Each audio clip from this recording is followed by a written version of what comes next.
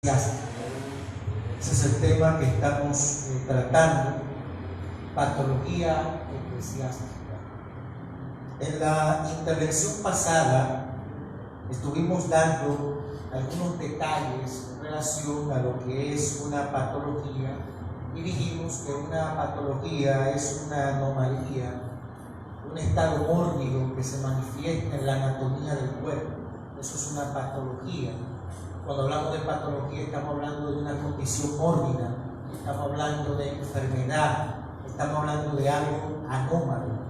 Y si hablamos de patología eclesiástica, entendemos que la palabra eclesiástica se refiere o tiene que ver con lo que pertenece a la iglesia.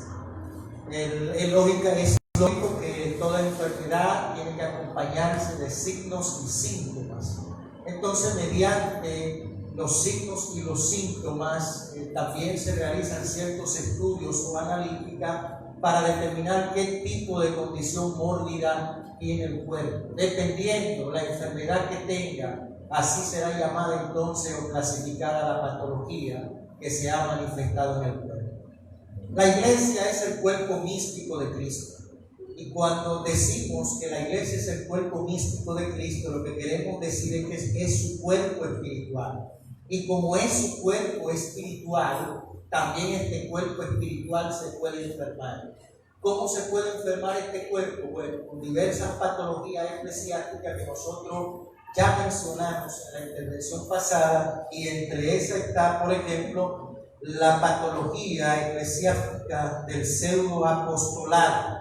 Hablando de la patología eclesiástica del pseudoapostolado o el síndrome apostólico o la apostolitis que hay en este tiempo.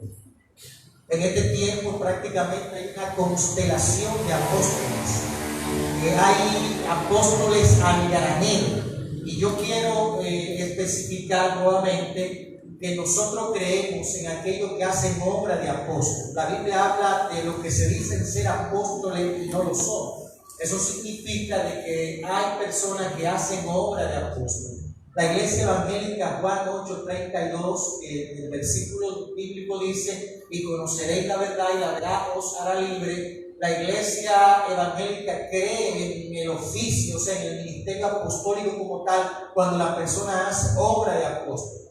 Pero también entiende de que hay personas que han usurpado esa función, lo que significa que están en el ministerio o están en la función equivocada.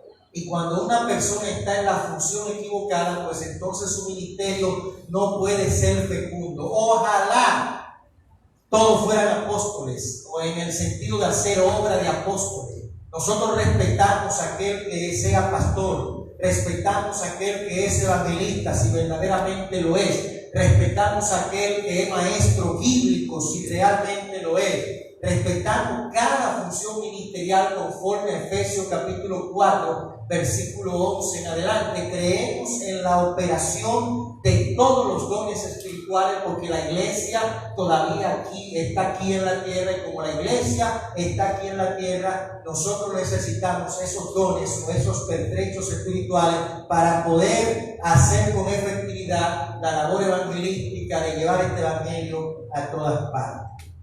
Ahora bien, si nosotros debemos de escudriñar, y nadie debe de sentirse ofendido cuando se habla de falsos apóstoles, porque muchas veces se cree y se piensa que con esto se está promoviendo la rebeldía. No se está promoviendo ningún tipo de rebeldía. Una cosa es la honra y otra cosa es la obediencia ciega y otra cosa es la manipulación. La manipulación es diabólica, al igual que la honra ciega también es diabólica. Estamos de acuerdo de que se debe de honrar, que se debe de respetar todo hombre de Dios que tiene trayectoria, que tiene llamado. Nosotros estamos de acuerdo, a la luz de lo que enseña el texto bíblico, de que estas personas tienen que ser respetadas y tienen que ser honradas en el buen sentido de la palabra, sin caer en una especie de antropolatría o de culto al hombre que está muy en moda en estos tiempos.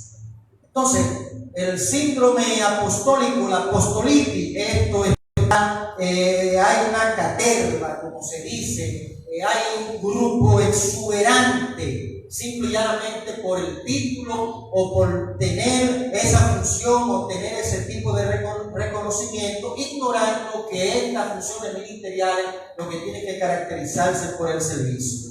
Y Apocalipsis capítulo 2, versículo 2 habla de eso y nosotros lo mencionamos. Una segunda patología eclesiástica que mencionamos en la intervención pasada es la pérdida del primer amor. Esta también se manifestó en la iglesia de Éfeso, aunque la iglesia de Éfeso, recuérdense que la palabra Éfeso significa deseada. Ya dimos detalles históricos con relación a esta ciudad, pero en esta iglesia, aunque había depurado los falsos apóstoles, había probado a lo que se dicen ser apóstoles y no lo son, esta iglesia había caído en una situación, a pesar de que era una iglesia trabajadora, pero había perdido su primer amor. La pérdida del primer amor, y la mayoría de los exégetas bíblicos con relación al análisis de este capítulo 2 del libro de Apocalipsis dicen que cuando se refiere a la pérdida del primer amor, es que habían descuidado ese romance espiritual o esa intimidad con Dios que debe de tener cada creyente, ese matrimonio espiritual que debe de tener cada uno de nosotros, no poniendo la obra por encima del dueño de la obra, porque hay gente que pone la obra por encima del dueño de la obra, se involucran tanto en la obra que entonces descuidan al Señor de la obra, y entonces ahí viene el problema. Muchas actividades están saturadas de muchas cosas, pero entonces no hay tiempo para intimar o para tener esa relación romántica con Dios en lo que tiene que ver con el aspecto de su vida devocional. La tercera patología eclesiástica presente, que también está presente en la iglesia de hoy, mencionamos que es la de los nicolaitas, el síndrome de los nicolaitas, que se relaciona con el síndrome de Diótrefes. Le expliqué que la palabra nicolaitas en su composición lo que significa es aquello que conquistan al pueblo, que conquistan a los demás. Es un espíritu clerical. Este espíritu clerical se manifiesta en que la gente quiere tener el primer lugar. Hay gente que no sirven en la obra de Dios o no ejercen ninguna función si no le dan un cargo o no le dan un lugar de principalía. Hay gente que de la única manera que pueden hacer algo para la obra de Dios es si tú lo pones al frente de un departamento, por ejemplo, en esas congregaciones donde opera el presidente de damas, presidente de caballeros. Hay iglesias que ese tipo de cosas operan. Hay personas que si tú no lo pones en un determinado departamento, en un lugar cimero o en un lugar de principalía, ellos no ejercen ningún tipo de función, porque aman los primeros asientos, como el caso de los fariseos, como el caso de Diótrefes, que amaba el primer lugar, y el apóstol Juan tuvo que confrontarlo mediante carta, decir que las demás cosas la iba a poner en orden cuando él fuera allá y estuviera con esos hermanos. Ya nosotros explicamos esto que tiene que ver con el síndrome, con los nicolaitas. ¿Quiénes son los nicolaitas? Hablamos en la primera intervención.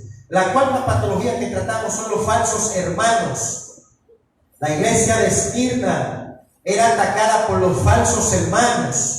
¿Cuántos falsos hermanos dentro de las congregaciones? Muchas personas que son falsos hermanos, no todos los que están dentro del pueblo necesariamente son del pueblo. No todos los que se dicen se llaman cristianos son cristianos. Hay gente que están dentro de nosotros, pero no son de nosotros. Y el hecho de que una persona sea cristiana de verdad, eso tiene que manifestarse en el fruto que dé, en el fruto digno de arrepentimiento. No todo el que me dice Señor, Señor, entrará al reino de los cielos, sino el que hace la voluntad de mi Padre. Muchos me dirán en aquel día, Señor, en tu nombre profetizamos, en tu nombre hicimos milagros. ¿Qué le va a decir el Señor? Nunca os conocí, apartados de mí. ¿Por qué? Porque eran hacedores de maldad. Entonces, dentro del pueblo de Dios hay personas que van a tener nombre de que viven, pero realmente están muertos y no son reconocidos por Dios porque su vida cristiana no es congruente al testimonio de lo que enseña la palabra de Dios. Entonces, hay falsos hermanos. Y la iglesia está llamada a descubrir también a la luz de la palabra de Dios que nos revela quiénes son esos falsos hermanos, para cuidarnos de ellos. ¿Cuánto puede glorificar el nombre del Señor? Eso es allá en Apocalipsis capítulo 2, versículo 19 en adelante, nos habla de esos falsos hermanos. Y si nos vamos acá a lo que nos dice Apocalipsis 2, 8 al 9, dice lo siguiente: escribe a la carta al ángel de la iglesia de Esmirna. La palabra Esmirna significa mirra. En este caso, este es el mensaje de aquel que es el primero y el último. Esto lo asocia con su divinidad y lo asocia con su preexistencia. Y su preexistencia lo indica que Él es eterno, que siempre ha existido. Entonces, el primero y el último, el que estuvo muerto. El hecho de que estuvo muerto, esto significa, como dijimos en la intervención pasada, de que su muerte es una realidad histórica. No fue que Él se hizo el muerto, o que le dio una especie de síncope, o le dio una especie de catalepsia. No, su muerte fue una realidad histórica. Tan realidad histórica fue una realidad tan grande la muerte, que el soldado tiró una lanza, y cuando tiró la lanza, dice la Biblia que la lanza traspasó su costado y entonces salió sangre y agua, indicando realmente fluidos orgánicos, pero que estaba muerto, porque si hubiese estado vivo, al traspasar esa lanza a su costado, pues hubiese visto algún tipo de movimiento. Entonces, su muerte es una realidad histórica.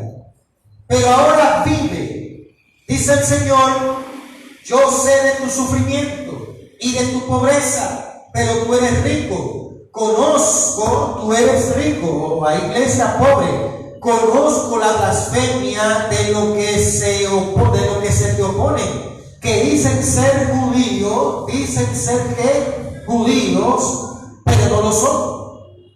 Y esto no solamente tiene que ver con los falsos hermanos. Esto tiene que ver también con el orgullo denominacional. Hay gente que tiene un orgullo denominacional muy grande. Y hay gente que usted lo ve que por la calle caminan como si fueran pavos reales. Caminan y tienen un paso característico. Se sienten como que ellos pertenecen a la mejor iglesia que tiene la sana doctrina. Están muy de acuerdo con la sana doctrina o la doctrina saludable. Pero muchos no entienden lo que es la sana doctrina. La sana doctrina no tiene que ver con la doctrina de denominación. La sana doctrina tiene que ver con aquella doctrina que se ajusta al texto bíblico, interpretado correctamente. La sana doctrina no tiene que ver con la interpretación que da el concilio. La sana doctrina no tiene que ver con la interpretación que da el ministerio llamado fulano de tal. Eso no tiene que ver con la sana doctrina. La sana doctrina no tiene que ver con ideas preconcebidas que tiene la gente, con interpretaciones caprichosas de la palabra de Dios. Eso no tiene que ver con sana doctrina, porque muchas veces esas son normas de hombre, o ideas de hombre, o mandamientos de hombre que están cargados del prejuicio de una determinada denominación. Alabado Dios. Entonces muchas personas se sienten porque pertenecen a tal iglesia, y eso se ve a veces uno porque son pentecostales. Eso no tiene que ver con que sea pentecostal. Esta es una iglesia pentecostal, pero el hecho de que esta iglesia sea pentecostal, eso no le garantiza salvación a nadie. Lo que garantiza salvación es haber conocido a Cristo y vivir de acuerdo a su palabra, y estar de acuerdo también de que se visite o se vaya o se congregue la persona en una congregación donde se enseñe la Biblia realmente. Pero no es porque sea del concilio fulano de tal. Y hay gente que se siente muy orgulloso cuando hablan del concilio fulano de tal. Yo respeto eso, de que usted pertenezca a tal denominación, pero aquí lo importante no es el concilio. Aquí lo importante no es que usted sea arminiano. Aquí lo importante no es que usted sea calvinista. Aquí lo importante no es que usted sea reformado. Aquí lo importante no es que usted sea bautista, que usted sea metodista. Eso no es lo importante. Lo importante es que usted haya nacido de nuevo y que el Espíritu Santo mora en su interior. Eso es lo importante. Nadie puede ridiculizar a nadie. Nadie puede humillar a nadie. Ni nadie puede hablar de nadie de manera peyorativa. A veces el que habla más formal, a veces el que puede predicar más formal, puede estar más muerto que el que predica quizás de una forma que a usted no le agrade. No es que estamos apoyando el desorden ni ningún tipo de desatino, pero el evangelio es pragmático. Las verdades de Dios son pragmáticas. No todo el que dice Señor, Señor, no todo el que dice Kyrios, Kyrios, no, eso no es así. Es que la palabra de Dios vive en nuestro interior. Entonces, el orgullo denominacional, a que eso no resulta. Porque esta gente se decían ser judíos y no había persona más orgullosa en ese tiempo judíos, de manera que menospreciaban a los samaritanos. Judíos y samaritanos no se juntaban entre sí, porque los judíos tenían una idea despectiva de los samaritanos. Y es verdad que los samaritanos eran una mezcla híbrida de gente pagana, pero independientemente de todo, ya ha llegado la hora de que no se va a adorar ni en aquel monte ni en el otro monte, sino que Dios busca verdaderos adoradores que le adoren en espíritu y verdad. El asunto no está en adorar en Jericín, el asunto no está en adorar en Jerusalén. Ya la adoración no está limitada a una localidad, ni la adoración está limitada a que usted sea llamado judío. Y yo no sé cuál es la obsesión que tienen algunas personas en este tiempo. Hay una obsesión que tienen, que hay gente que está buscando hasta su descendencia judía. Yo soy de tal tribu, yo soy de la tribu de Benjamín. Y hay gente que quieren andar con una kipá y son de aquí de Villa Duarte, son de aquí de la Francia Nueva y se creen que son judíos y andan con kipá. El problema no es que tú te pongas kipá, el problema no es que tú vayas al muro de las lamentaciones. Tú puedes ir al muro de las lamentaciones, tú te puedes bautizar en el río Jordán, pero eso no te garantiza que tú verdaderamente seas un judío o que sea de la descendencia o del linaje de Abraham como tal, o hijo espiritual de Abraham. Ese es el problema que hay. Que hay gente que no saludan a otros porque son de tal denominación. Y hay gente que cree que el otro está perdido porque quizás no cumple cierto formalismo. Entonces, están divididos. Unos son cerrados, otros son abiertos. Aquí no hay problema de que sean cerrados o sean abiertos. Es que nos rija la palabra de Dios, que es la regla infalible de fe que tiene que regir la vida de todos nosotros. Ya no estamos en la Edad Media, ya no estamos en la época del oscurantismo, ya la Biblia no está cerrada. La Biblia es un libro que está abierto a toda la humanidad, y ese libro nos dice cómo deben de andar los cristianos, y que no basta que usted diga que es cristiano, que usted diga que usted es judío, porque muchos dicen ser cristianos, muchos dicen ser evangélicos, pero no lo son, sino que son sinagoga de Satanás. ¿Cuántos pueden glorificar el nombre del Señor? Entonces, esto es claro, el que se entiende porque quiere. La Biblia no es un libro laberíntico. La Biblia es un libro que se entiende en lo esencial, en lo que me corresponde a mí para salvarme. La Biblia me explica. Entonces, hay templos, lamentablemente, que son congregados, donde la gente se congrega, que son sinagogas de Satanás. Y eso no lo digo yo, eso lo dice Jesús, el que murió en la cruz del Calvario, porque en estos tiempos no se puede hablar de estas cosas, porque cuando se habla de estas cosas todo ofende, ya todo ofende, todo hay que suavizarlo, ya todo hay que ponerle una especie de lubricante, o hay que maquillarlo, o hay que ponerle un cosmético. Mi alma alaba a Dios. El Señor le dijo a esta iglesia de Mirna: hay gente que se dice ser judíos y no lo son. En Juan capítulo 8, versículo 39 al 35, Jesús le habló claramente a los judíos: ustedes son de vuestro padre el diablo. Pero ¿cómo va a ser? Nosotros no somos hijos de fornicación. Ustedes son de vuestro padre el diablo, porque la obra de su padre quieren hacer. ¡Aleluya! Y hay una quinta patología que nosotros queremos tratar en esta segunda intervención, y es la mencionada en la iglesia de Pérgamo. Hay que entender que la palabra Pérgamo, de la palabra Pérgamo viene la palabra pergamino. Pérgamo se caracterizó por ser una ciudad muy idólatra. Inclusive ahí se adoraba Esculapio, el dios de la medicina, que todos los médicos lo conocen. El dios de la terapéutica y de la medicina. También se adoraba a Zeus, al emperador Dionisio también se adoraba, el dios de la fertilidad. Por esa razón el Señor le había dicho que moraba donde Satanás tenía su trono. Literalmente Satanás tenía un trono en Pérgamo, pero allí había una iglesia, pero había una situación, y la condición patológica o el diagnóstico espiritual o el cuadro clínico espiritual que el Señor presenta aquí como aquel que lo conoce todo, que no es un conocimiento producto de la experimentación, sino un conocimiento producto de su omnisciencia. El Señor dice claramente que conocía la situación. Y el Señor le dice lo siguiente a esta iglesia de Pérgamo, hablando de esta quinta patología eclesiástica que está relacionada con la herética doctrina de Balaam.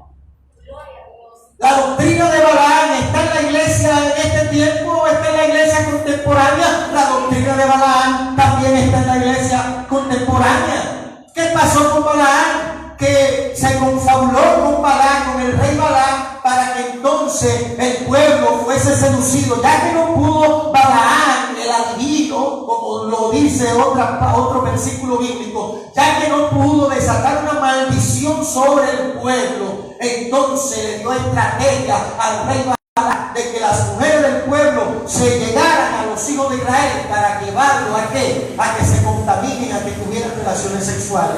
Pero era por la preventa, era para ganarse el favor. Y esta doctrina de Balaam está también dentro del pueblo, no es solamente en el caso de Pérgamo. Hoy se está enseñando la doctrina de Balaam dentro de los altares. Hay personas que están vendiendo el mensaje de la palabra de Dios solamente porque a él le viene al rey Balaam. Hay gente que se está postrando ante los pies del rey Balaam. Hay gente que está predicando la palabra simple y llanamente por la ofrenda que le den. Y muchos están atados y poseídos por el síndrome del sobre amarillo. Dependiendo de la cantidad de dinero que me den, así es el mensaje. Y yo le estoy diciendo que si una persona va a predicar a un lugar, voluntariamente se le puede dar una ofrenda o ser de bendición, eso es otra cosa. Pero personas en este tiempo están enseñando, están poseídos por el espíritu de Balaam, que quiere ganarse el favor de Balaam, que por dinero, que por dádiva es capaz de vender nuevamente al Señor. La gente dice que Judas vendió al Señor, pero en este tiempo también hay otros Judas que están vendiendo al Señor. Santo Dios. En este tiempo hay otros Judas que están vendiendo al Señor. Porque han convertido el evangelio en un comercio, en una mercadería.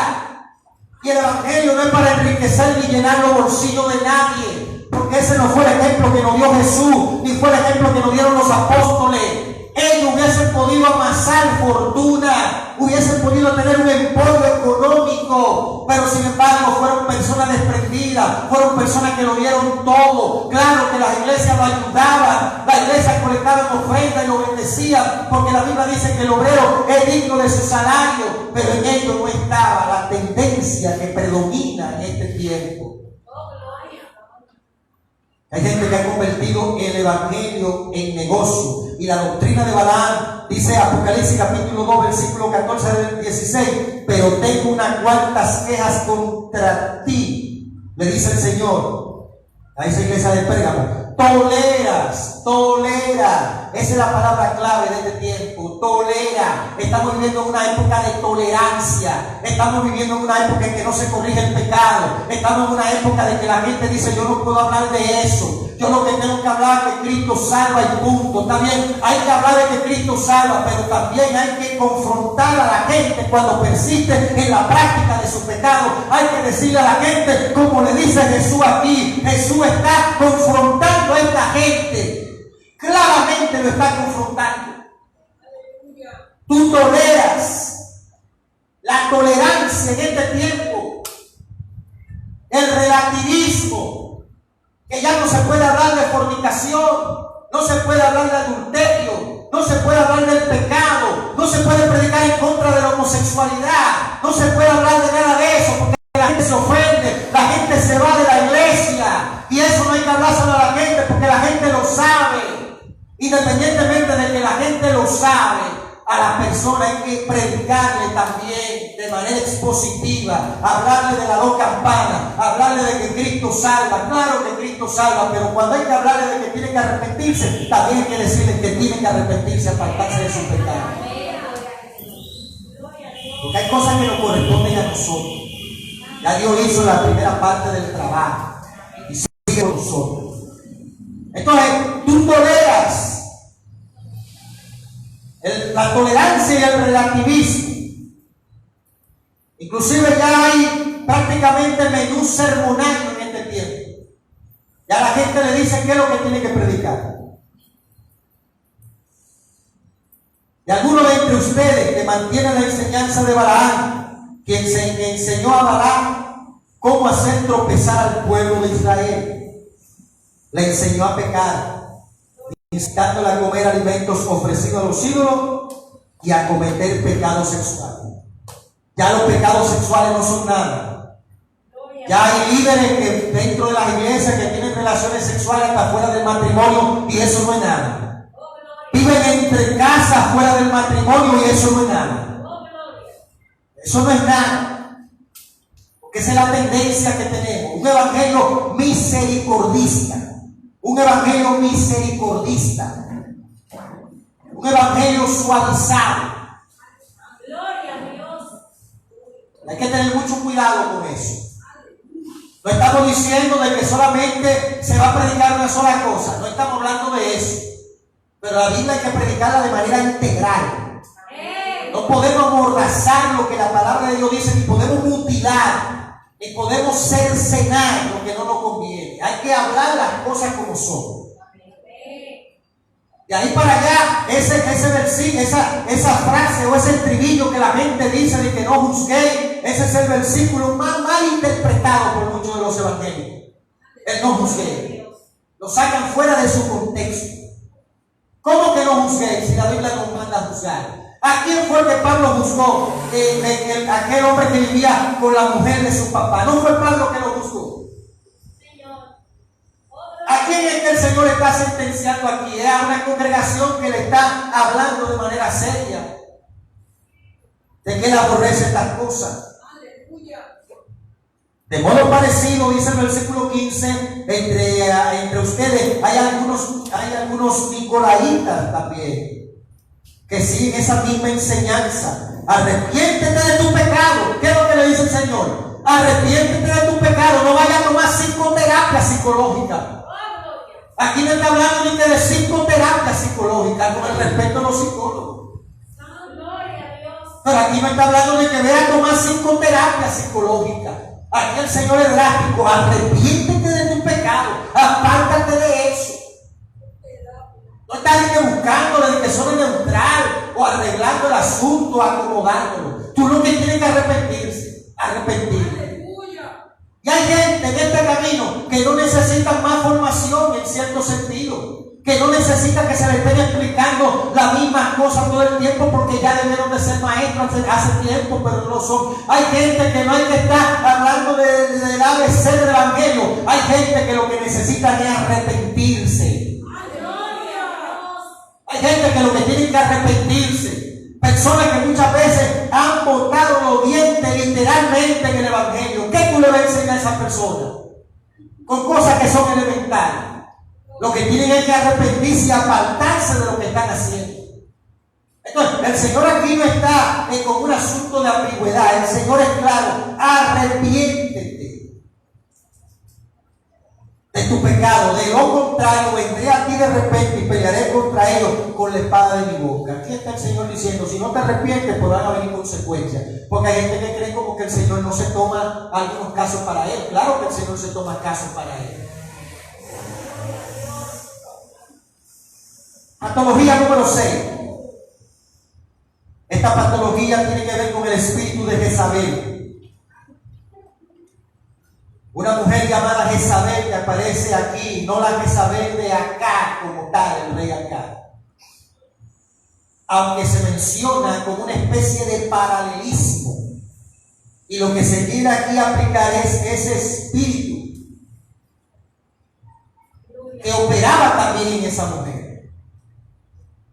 Ella enseñaba una falsa doctrina y sobre todo se decía ser una profetisa. Se llamaba Jezabel. Algunos dicen que posiblemente el nombre es un nombre simbólico. Otros dicen que esta mujer era posiblemente la esposa de un líder de importancia de esa congregación. Y en la iglesia estaba de su cuenta esta mujer. Nadie le ponía freno a esta mujer. Y esta mujer tenía ese espíritu, operaba bajo un espíritu de rebeldía. Tenía un espíritu insubordinado, poseído por una especie de un feminismo, que está en este tiempo de moda eso también. Esta mujer llamada Jezabel tenía gran influencia. Si se llamaba Jezabel como tal literalmente, pues muchos quizás dicen que no.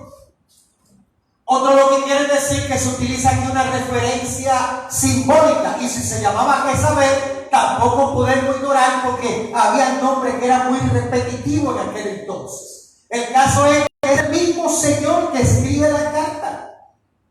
Y le dice esto a la iglesia de Tiatira, conforme a Apocalipsis capítulo 2, versículo 18 al 24. El Señor dice lo siguiente en la Nueva Traducción Viviente. Escribe esta carta al ángel de la iglesia, no al diácono de la iglesia, no al maestro de la iglesia, no al presidente de caballero de la iglesia, no a la presidenta de dama de la iglesia. Escribe al ángel. Aquí el ángel no es un ser espiritual como tal, sino que lo que debemos entender es que se refiere a una persona, al pastor de esa congregación, porque no se pueden dar reprensiones tan serias a un personaje angélico como tal. Tiene que ser a un humano la reprensión que se da aquí. Escribe al ángel de la iglesia de Tiatira. Esta iglesia que estaba en el Asia Menor, en lo que hoy se conoce como Turquía, que estaban en forma de un círculo cuando buscamos el mapa. Ya dijimos que no eran solamente 7 iglesias. Lo que pasa es que el número 7 dentro de la numerología apocalíptica y de la numerología bíblica es un número de perfección. A esto es que se refiere. Pero había más de 7 iglesias. Pero estas 7 iglesias se escogen también como una representación, o que podemos aplicar cosas de estas iglesias que se presentan, que se mencionan aquí, a las iglesias también de este tiempo. Aunque hubieron 2 iglesias que no recibieron reprensión como tal.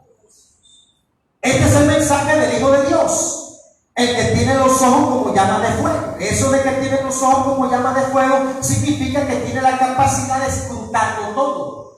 Hay que entender el lenguaje simbólico que se utiliza en la literatura apocalíptica, porque la literatura apocalíptica, aunque se caracteriza por utilizar una especie de guía divino o una especie de intérprete divino, también la literatura apocalíptica se caracteriza por un lenguaje de alto contenido simbólico en el cual tenemos que utilizar una hermenéutica especializada para poder entender estas cosas.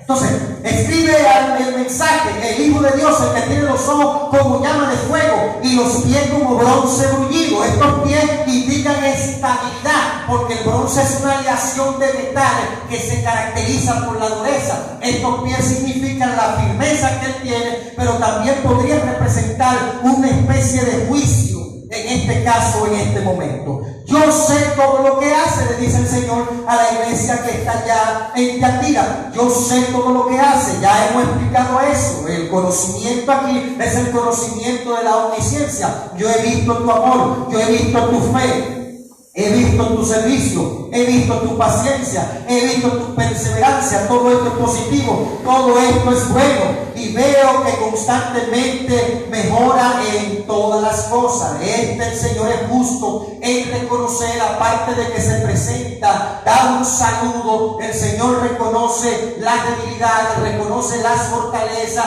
o reconoce donde ellos tienen un área fuerte, pero reconoce donde hay debilidad y donde hay que corregir lo que hay que corregir. Pero tengo una queja contra ti. Permites o toleras que esa mujer Jezabel, que se llama a sí misma profetiza, ¿se llama qué? A sí misma ¿qué? Profetiza. ¿Cuánto no hay en este tiempo que se llaman profetiza? ¿Cuántas mujeres no hay? ¿Cuántos hombres no hay que se dicen que son profetas y no son profetas nada? ¿Cuántos no andan por ahí manipulando mucha gente, diciendo que el Señor lo usa? Y es lamentable decir que hay muchos cristianos, hay muchos creyentes que andan detrás de esta persona. No asisten ni siquiera a los estudios de la congregación, no dedican tiempo a la enseñanza de la palabra de Dios, a profundizar en el texto bíblico, a escudriñar las sagradas escrituras, a escuchar buenos sermones, a dedicar horas de estudio, y entonces salen corriendo ante cualquiera que se dice por ahí que se llama profeta, y muchas veces estos profetas le ministran cosas que no vienen parte de Dios, y hasta le ministran que tiene hasta que irse de la iglesia donde está. Santo. Hay gente que su vida la están, en vez de guiarla a las Sagradas Escrituras, la están guiando esos profetas.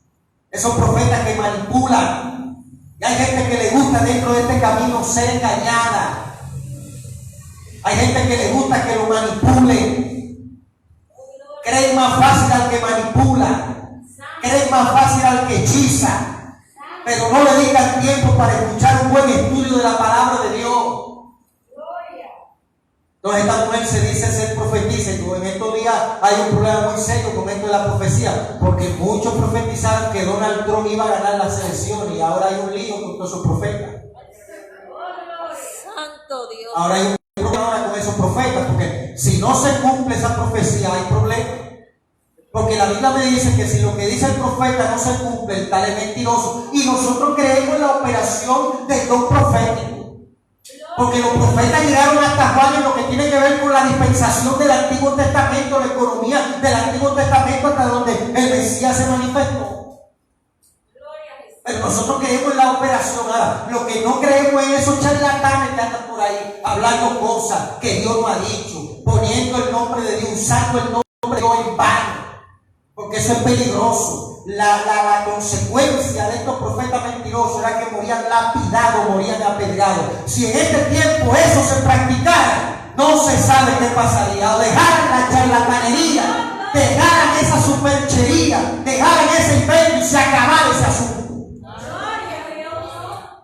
Poniendo de que el sello divino, de que Jehová dijo. Entonces no dicen que el Espíritu Santo dice, dicen Jehová dijo. Y aparecen unos fenómenos eclesiásticos por ahí diciendo que el Padre me dijo, y el Padre me dijo, y el Padre me habló, y el Padre me dijo. ¿Qué Padre ni qué Padre? Hay que ver el Padre que le está hablando, si es el Padre de la tiniebla. Santo Dios. Esta gente Dios habla más que ellos que con Abraham. Dios mío. Ni Dios hablaba tanto con Abraham. Pueden escribir una nueva Biblia si quieren. Aunque sabemos que el canon está cerrado, creemos en el don profético, pero creemos en aquellas personas que Dios la usa de verdad, no en personas que están engañando al pueblo y hablando de falacia, invento de ellos, diciendo que Dios dijo, simple y llanamente para ponerle ese sello y poder manipular y sacarle plata a la gente. ¿Cuántos pueden glorificar el nombre del Señor? Gloria a Dios. Ese espíritu de Jezabel está ministrando en este tiempo también. Ella enseña a los hijos a cometer pecados sexuales. La mayoría de esos profetas deben que caen en escándalos sexuales. Muchos de ellos, no todos, caen en escándalos sexuales. Le he dado tiempo, dice el Señor, para que se arrepientan, pero ellos no quieren abandonar su inmoralidad. Oiga la misericordia de Dios. Le he dado tiempo. Aquí está hablando de que el Señor castiga, porque en estos tiempos se está diciendo de que Dios no castiga. ¿Cómo que Dios no castiga? Aquí está hablando el mismo Jesús. Es el mismo Jesús que está hablando, diciendo, le he dado tiempo para que se arrepientan, pero ellos no quieren abandonar su inmoralidad. Por tanto, la arrojaré en cama de sufrimiento. ¿Quién es que la va a arrojar en cama de sufrimiento? Es el mismo Jesús que la va a... Ay, no, pero que Jesús no puede hacer eso, porque Jesús es amor, porque Jesús es piedad, porque Jesús murió en la cruz. No es el que murió en la cruz que va a hacer esto aquí. Porque hay gente que quiere ser más bueno que Dios y quiere ser más misericordioso que Dios.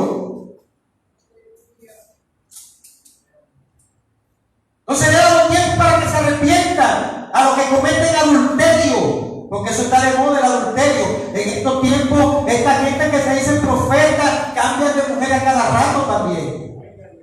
Es un desorden. Santo Dios. Cambian de mujer a cada rato. Manipulan. Pero ella no quiere abandonar su inmoralidad, por tanto la arrojaré en cama, dice el versículo 22. Y los que cometen con ella también adulterio van a sufrir terriblemente. Van a sufrir terriblemente. Todo el que tenga adulterio o fornicación y no se aparta de eso, puede llegar un momento que puede sufrir terriblemente. No lo digo yo, sino lo dice el Señor. A menos que se arrepientan y abandonen la maldad de ella. Heriré de muerte a sus hijos. ¿Qué dice Jesús en el versículo 23? Heriré de muerte a quiénes? Sus hijos. A sus hijos. Pero es Jesús que le está diciendo. Pero ¿cómo vamos a interpretar? No es el es el mismo Jesús que dice: yo heriré sus hijos. Gloria a Dios. Eso no hay que buscar una vuelta, no hay que desatar un código ahí. Y hay que dar una interpretación balística, y eso tiene un lenguaje encriptado para que no se pueda entender. Jesús dice: heriré de muerte a sus hijos. Entonces todas las iglesias sabrán que yo soy el que examina los pensamientos. Todas las iglesias sabrán.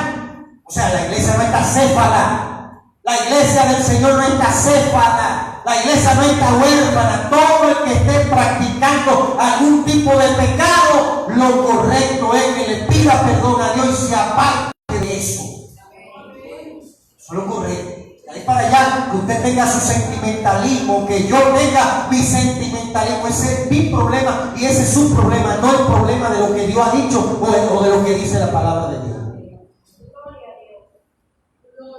Todas las iglesias sabrán que yo soy el que examina los pensamientos y las intenciones de cada persona, y le daré a cada uno de ustedes lo que se merece. Pero también tengo un mensaje para el resto de ustedes en Tiatira, los que no han seguido las enseñanzas, porque siempre hay un remanente. Los que no han seguido las enseñanzas de esas verdades más profundas, como ellos le llaman. Oye, que tenían una verdad de que profunda. Esta profeta tenía una enseñanza terrible, una cosa grandísima, una cosa que había que tener un cerebro grandísimo para entenderlo. Era la última revelación. ¡Wow! ¡Qué revelación tan grande!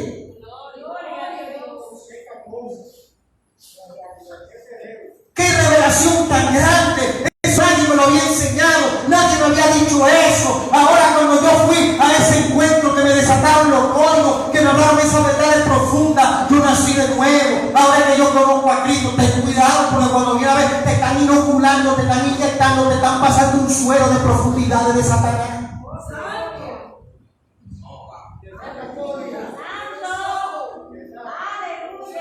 Profundidades de Satanás. Y en este tiempo en los altares se están ministrando profundidades de Satanás. En este tiempo los altares se están llenando de psicología. En este tiempo los altares lo están llenando de prácticas espiritistas que no tienen ningún tipo de asidero bíblico. En este tiempo se están enseñando rituales hasta satánicos, cosas dentro de la iglesia, la cual el Señor le llama profundidades de Satanás. Y no son más que técnicas de marketing religioso, de mercadeo, para llenar iglesia. Ven aquí, que aquí te desatamos los códigos.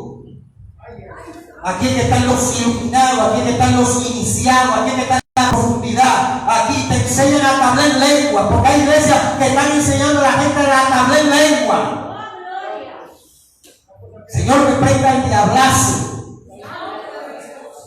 Iglesias que están enseñando a la gente a hablar en lengua y hasta profetizar. Y hay gente que están profetizando a ellos mismos. Yo profetizo. ¿Cómo que usted profetiza? ¿Y cómo es eso que usted profetiza? Usted tiene problemas.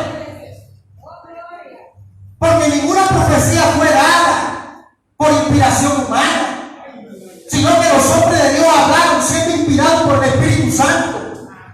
Y la lengua que hablaban en Hechos no era según el Espíritu Santo le daba que hablase. ¿Cómo que hay escuela? De que le enseñar a la gente a hablar, de que escuela evangélica, de enseñar a la gente a hablar lengua, de enseñar a la gente a profetizar, de enseñar a la gente a lanzar. ¿Cómo es eso? Y a tirar machetazos en el aire, y hacer de que movimiento de guerra, de que eso aleja a los demonios. No lleva una vida consagrada a Dios, a ver si los demonios se van a ir. Santo. Someteo a Dios, resiste al diablo y después huye. Profundidades de Satanás. Esta gente tiene un gran carisma. Principalmente son mujeres. Poseídas por el espíritu de Jezabel. Y este espíritu jezabélico se manifiesta de la siguiente manera. 2 puntos.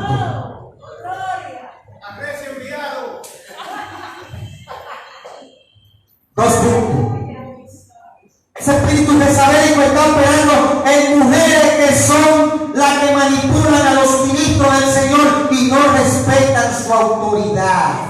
Cuando una mujer no respeta al hombre que Dios ha colocado en un lugar, no estoy hablando de que el hombre manipule, pero cuando una mujer no reconoce claro, que tiene perfil de eso, de acuerdo a la palabra de Dios, esta mujer está poseída por el espíritu de Jezabel. ¿Cómo era la Jezabel del Antiguo Testamento? Manipuladora, calculadora y diabólica. Amén. Toma nota. Hay que tener cuidado con ella. Y la Biblia es clara.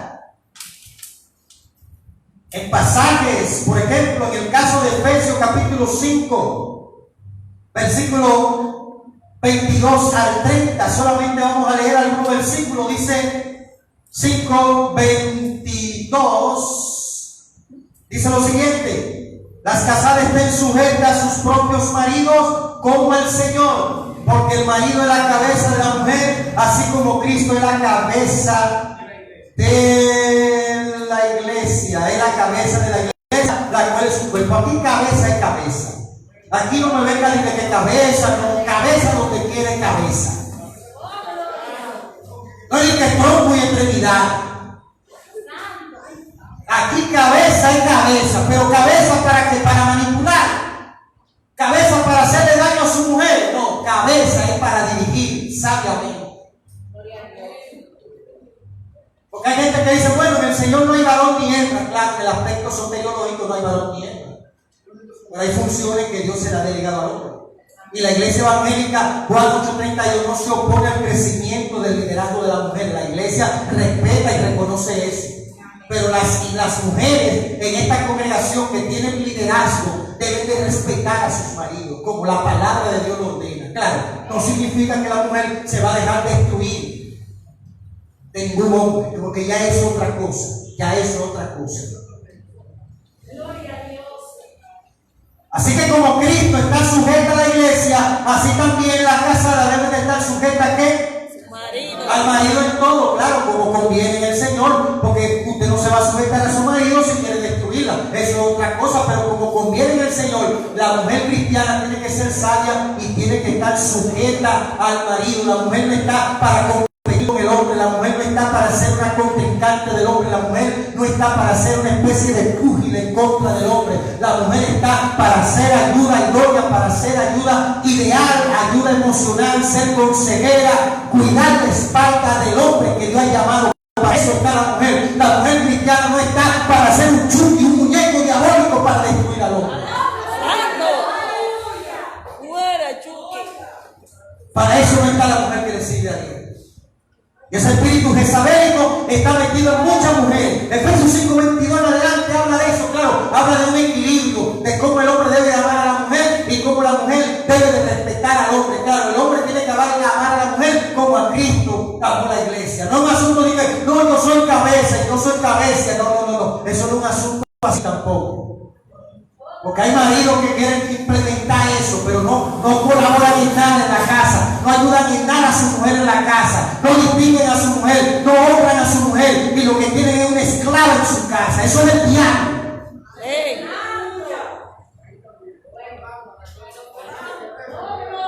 Eso es diabólico. Pero la Biblia es clara. En 1 Corintios capítulo 14, versículo 34 a 35, hablando de las manifestaciones de los dones, principalmente del don de lengua y de profecía, porque ahí la palabra profecía no se refiere a la predicación del evangelio, una profecía como tal. Porque hay gente que quiere sacar eso fuera de contexto, y que la profecía se refiere ahí, diga la predicación del evangelio. Eso no tiene que ver nada con predicación del evangelio. Eso tiene que ver con el mensaje profético inspirado en ese momento, traído por el don, la operación del don. Entonces las mujeres caen en la congregación. Las mujeres caen en la congregación. O sea, todo esto lo que quiere enseñar es que la mujer no está para pasarle por encima la autoridad del hombre. Está enseñando con esto la Biblia el machismo. La Biblia no está enseñando el machismo. La Biblia lo que está enseñando es un orden de autoridad. Porque independientemente de todo, antes de la caída, Dios estableció ese orden. Primero creó a Adán y después creó a la mujer. Ese orden va más allá después de la caída. Antes de la caída, Dios había establecido un orden como tal. Estamos ya casi terminando. ¿Cuántos pueden adorar el nombre del Señor? Este espíritu jezabélico también se manifiesta en aquellas mujeres que visten de manera sensual, hacer caer los hombres de Dios, hasta que aparece un Jehú que dice: ¿quién es esa maldita? Esa es Jezabel, tírenla. La tiraron y los perros la vieron su sangre. La mujer cristiana tiene que vestir con pudor, con decencia. Eso no significa, aquí yo no estoy hablando de falda y pantalones, aquí yo no estoy hablando de eso. Aún hay faldas que son más indecentes que muchos pantalones. Hay faldas que son más indecentes que muchos pantalones. Aquí yo estoy hablando que la mujer debe de cubrir su cuerpo, debe de vestir, cuidar sus zonas erógenas, sus zonas de placer, su área de placer. Tanto el hombre como la mujer, porque ahora hay un grupo de cristianos que quieren ser figurines también, que quieren estar enseñando pectorales, quieren estar enseñando trapecio, quieren estar enseñando bíceps, tríceps, cuádriceps. Eso es otra cosa. El cristiano es cristiano, porque ahora hay un grupo de cristianos faranduleros y figurines que no se sabe qué son, que todo el rosario le queda corto. Todo un rosario, el cuco, como le llaman, le queda corto. Dejen eso el cuco. El cuco es el cuco y está allá afuera. Usted es cristiano.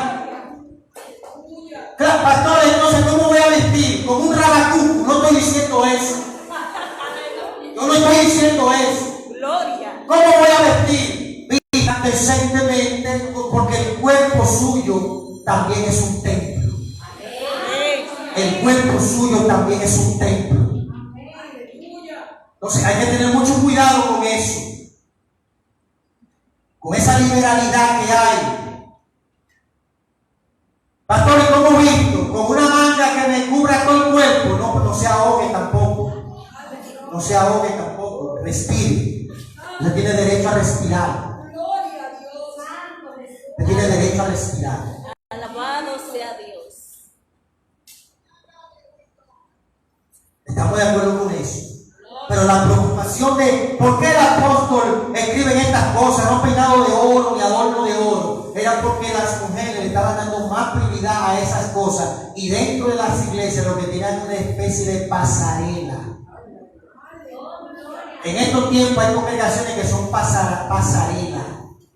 No estoy diciendo la mujer tiene que vestir bien, la mujer tiene que cuidarse, porque es propio de la mujer que se arregle. El hombre que usted lo ve que se está arreglando tanto y está mirándose un espejo y se está sacando la ceja y está haciéndote todas esas cosas raras, hay que tener cuidado y ponerlo en observación.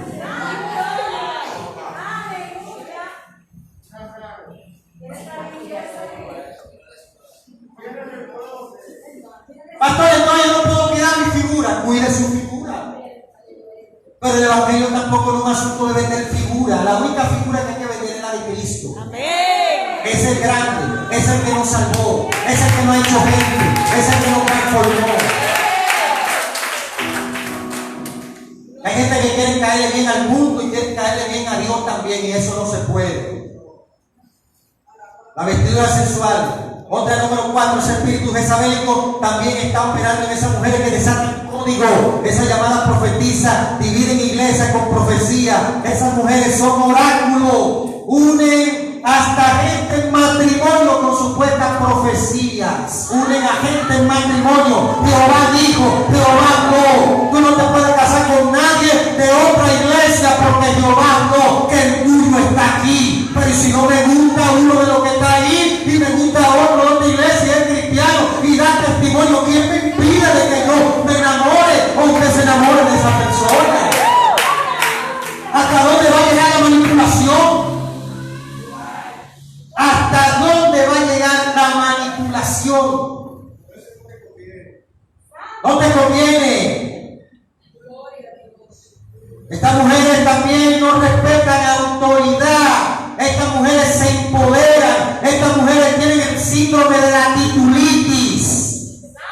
Cuando saben dos o tres cositas, creen que saben más que todo el mundo. Nadie la controla, nadie nadie la frena, se empoderan, se reempoderan, arrebatan, destruyen, hollan escorpiones.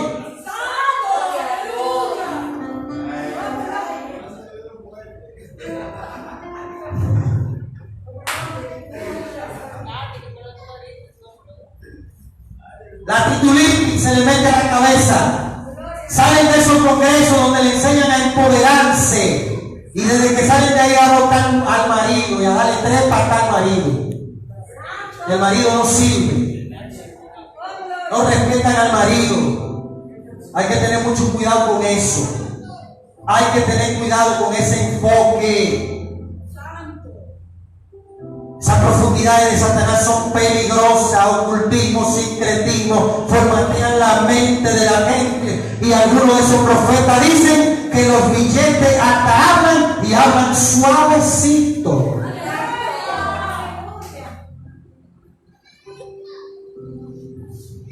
¿Cuánto adoran el nombre del Señor? Gloria a Dios. Gloria al Señor. Vamos a dejarlo hasta aquí, hermano. Vamos a dejarlo hasta aquí. Aleluya. Patología eclesiástica. ¿Patología qué? El Eclesiastes. espíritu de Jezabel está metido en la iglesia. Hay que cuidar con él, hay que cuidarse de ese espíritu.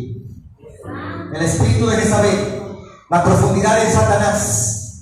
Está también la patología del síndrome del creyente neutral, que es, ni es tibio ni caliente. Oiga bien, estos creyentes ni son ni tibios, sino que son tibios, no son ni fríos ni calientes, sino que son tibios, están en estado intermedio. Está la patología eclesiástica también de la iglesia autosuficiente, la iglesia que es rica, la iglesia que se jacta de la riqueza. Tenemos un templo de 40 millones de pesos, de 40 millones de dólares, y para saludar a la figura de ahí hay que hacer casita para verlo. Yo no estoy diciendo que no se hagan las citas, pero todo depende de la presunción y el espíritu que controle la persona. Padre, te damos gracias por tu palabra. Tu palabra son la verdad y dan testimonio de ti, Señor. Ayúdanos, Señor, a cuidarnos de esta patología eclesiástica que muchas veces afecta a nuestras congregaciones. Cuídanos, Señor, de los nicolaitas. Cuídanos de ese espíritu de Jezabel. Cuídanos, Señor, de ese espíritu, de ese estado intermedio, de la tibieza. Cuídanos, Señor, de todo aquello que nos puede dañar y que nos puede destruir como congregación. A ti te damos gloria y te damos honra. Creemos, Señor, en el respeto de las autoridades. Pero creemos, Señor, en lo que tu palabra nos dice, tal como lo dice, Señor. Te damos gracias en el nombre de Jesús. Amén.